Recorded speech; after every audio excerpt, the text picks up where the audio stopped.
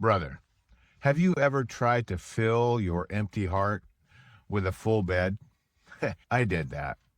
And when the silence got too loud and the loneliness started to whisper, I thought dating would fix all of that. But I learned that if you don't heal what broke you, you'll bleed all over the next lady who tries to love you. This episode is for every divorced dad standing at that crossroads between freedom and foolishness.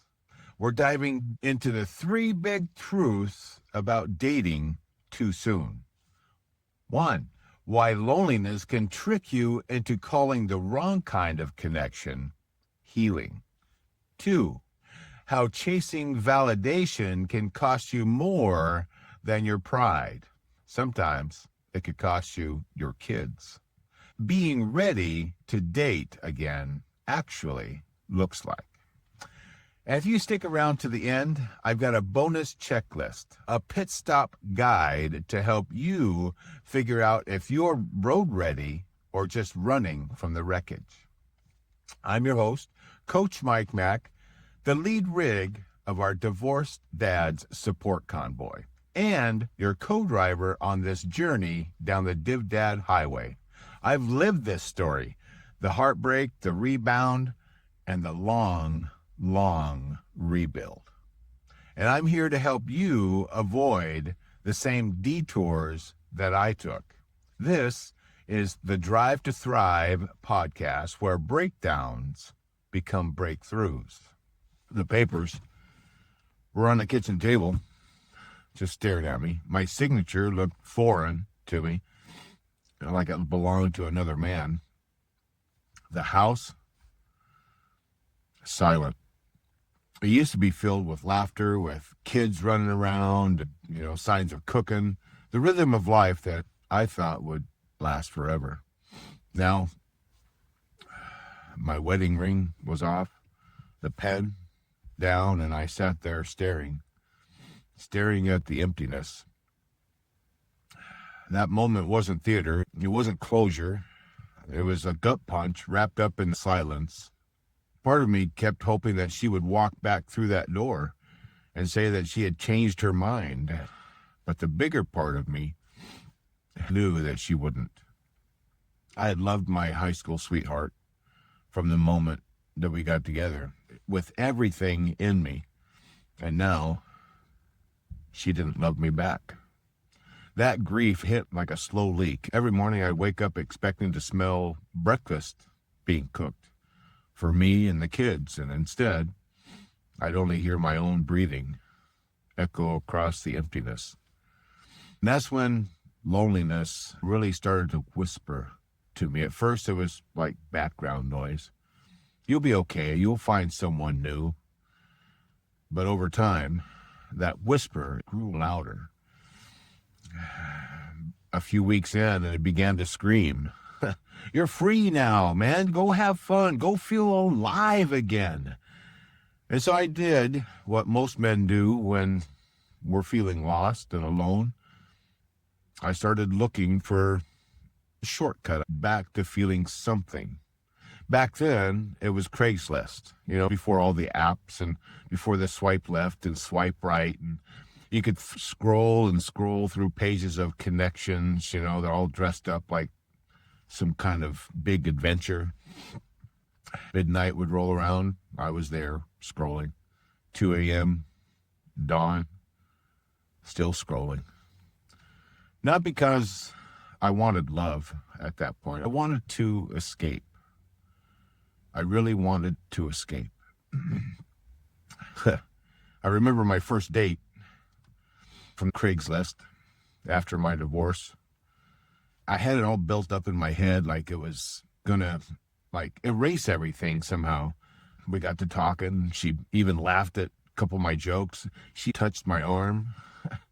She told me I looked good for my age. That's all it took. I was hooked like a drug. I felt wanted again. It was like flipping a breaker on in the dark room and the light rushing back in. I mistook that electricity for healing. One date led to another and another and another, and I began chasing that spark.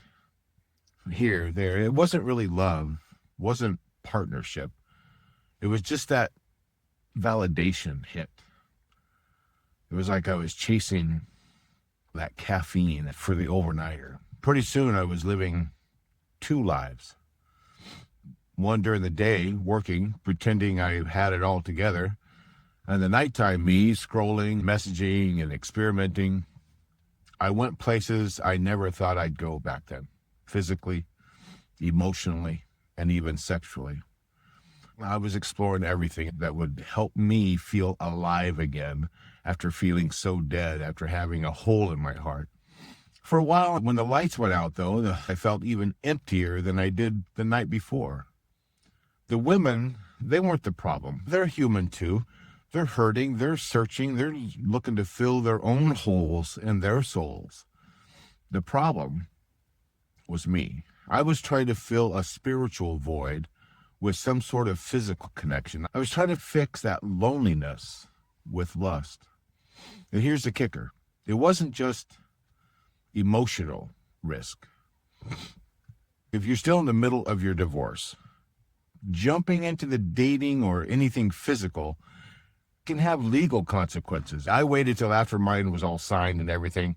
A bitter ex could have a lawyer spin that into proof that you've moved on too soon. And then your custody and the settlement talks, so you're not only risking your heart, you're risking your wallet and even the time that you could be spending with your kids, you're risking that too. Now, I take you back to one evening. It was a wild evening that should have left me smiling, but instead I just sat there on the edge of my bed, hands on my head, still had that cheap perfume smell hung in the air from my escapades, and I felt nothing. No peace, no joy, no connection. In fact, the emptiness was even worse. And the smile that I had on, yeah, it kind of broke. I wasn't really seeking intimacy at that point. That's the God honest truth. I was more like an addict trying to medicate his pain, trying to fill that hole in my heart. You can tell I'm a little bit emotional. I put this thing together and I'm going a direction that I didn't think I was going to. But look, my brothers, let me tell you this. That realization really burned with me. When you stop and look in the mirror and realize that the person that's hurting you the most is the one that's looking back at you in the mirror. That right there is a hard pill to swallow. And that's what I want you to understand, is that I had become that guy who couldn't be alone. I was terrified of the silence. I had this mind that I call it unquiet mind. There was never any silence. But see, the silence is where the truth lives. The truth was simple. I didn't know who I was without my high school sweetheart. That chapter of my life taught me something that I wish I could tattoo on every heart of a newly divorced dad out there. You cannot outsource your healing. You're not going to find your healing on the outside. You can't rent the love you're looking for to fill your heart. You're not going to be able to drive into the next relationship leaking blood from the last one. Once the divorce papers were signed, I thought I would be able to just drop the weight. But I couldn't. I still had that trailer full of guilt, resentment, loneliness, and pride everywhere I went. I had unhooked from the marriage, signed the papers, but I hadn't been able to unhook my heart and all the pain.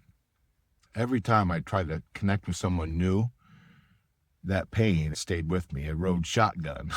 The truth is, rebound relationships, they don't end well. They start out like medicine, right? And they end up a mess. You got two wounded people coming together, trying to heal each other, but they end up both bleeding out. And if you've got kids in the mix, it even gets tougher and worse because now you've got kids watching. They may not see who you're dating, but they know something's going on, and they can feel whether or not you're grounded or still spinning. Please, before you introduce anyone new to your kids, make sure the man that your kids see is already steady behind the wheel. Look, listen close. If you date too soon, like I did, you risk turning into a pain reliever. If you're just measuring your worth by who texts back or who sleeps with you, that's not love. That's avoidance, dressed up like excitement and adventure. Here's the truth. Real healing, it's not sexy. It's not noisy. It's quiet. It's lonely. It's doing the hard work of rebuilding that confidence, rebuilding and having peace and finding out who you truly are. Learning to be able to be in your own cab without anyone riding shotgun, and learn to be the man in the driver's seat again. Healing takes time. It depends on how long you've been single, but it can take a lot of time. And it's going to depend upon how honest you can be with yourself. You're ready to date again when you're not desperate to find someone. When you're clear on your own boundaries. And then with purpose, you start to look for someone. That's when love stops being a detour and starts being a destination. It's a destination worth driving to. So I'm going to ask you something straight up, brother. Are you looking for love, or are you trying to escape the loneliness like what I did? Because one builds you up. The other breaks you down again and again. Now, before you take that next on-ramp into dating, take a minute, pull over, pop the hood, check your gauges, and ask yourself, am I at peace being by myself, alone, in silence? Have I forgiven myself? Maybe you need to forgive her. What do I actually want? And what do I not want? Now, if these answers are like clear as mud, you're going to want to wait a little bit before you get going. Healing is not about forgetting. It's about being able to release. Release her with love. Release some things inside of you with love. It's not just her, it's the stuff inside of us. Pull on over, brothers. A quick pick stop.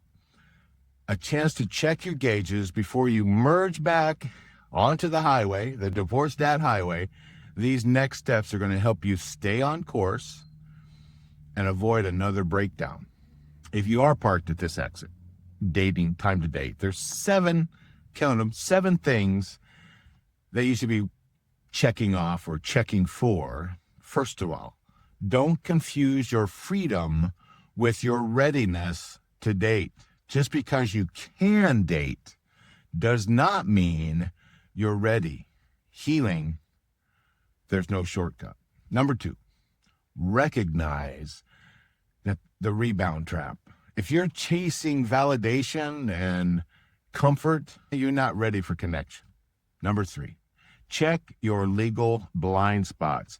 If your divorce is not finalized, dating too soon can come back to bite you in the ass. In court, for custody, your kids, all of it. Number 4, protect your kids. They're watching. Be the example of patience, strength, emotional control. Where are we at? 5, 6, sit in silence. Learn to be alone without the feeling of being lonely, where your true identity begins to rebuild and surface. Number 6, audit your heart. Are you dating to fill that hole in your heart? Or are you dating to fill your life with wholeness and share it with someone else? Number 7, alignment. It's about alignment, it's not about attention. You're not trying to rescue someone from their past. Don't be the white knight in shining armor. Remember, dating too soon is not the road to healing. It's a detour from it. Take your time, check your gauges, and drive with intention. When I look back 20 years ago, I can say this with absolute certainty and clarity. That season, as messy, wild, shame-filled, I'm full of shame because of the stuff I did, became one of the best teachers of my life. It taught me that real strength isn't about how many people you can attract. It's about how deeply you can respect yourself when no one's around. If you're listening right now, you're in that restless stage, wanting to feel alive again, remember this. You're already alive. You just need to stop running from the silence. You'll be able to hear your own heart again. Because when you finally learn how to drive solo, by yourself, that's when the right passenger shows up. And when that right passenger shows up, it's not about just riding with you, it's about completing you. If this episode hits home, don't keep it to yourself.